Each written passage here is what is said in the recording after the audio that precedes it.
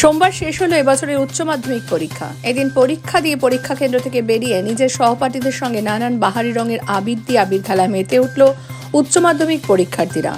এদিন পরীক্ষা কেন্দ্র থেকে বেরিয়ে পরীক্ষার্থীরা জানান, উচ্চ মাধ্যমিক পরীক্ষার আগেই ছিল দোল উৎসব, ফলে পড়াশোনার চাপে তারা দোল উৎসব পালন করতে পারেনি।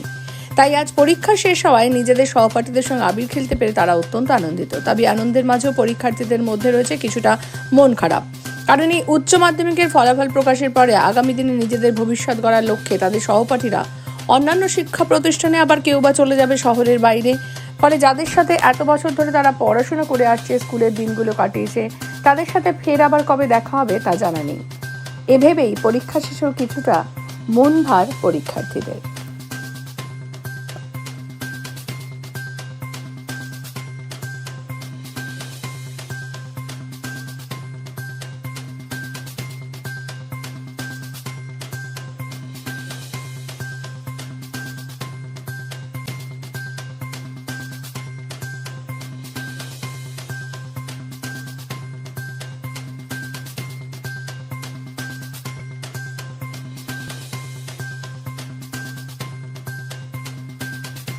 বলবো আজকে খুশিতে আর কিছু বলার নেই, একটু খারাপও লাগতেছে।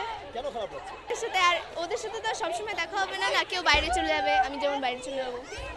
রং খেলতে পারিনি পরীক্ষার জন্য, যেটা সত্যি কথা। আজকে খেলতে পারছি, খুব মজা হচ্ছে, কিন্তু তার থেকেও কষ্ট লাগছে। আজকে স্কুল ড্রেস শেষ আমাদের, কবে আবার কার সাথে দেখা হবে সেটা জানি না।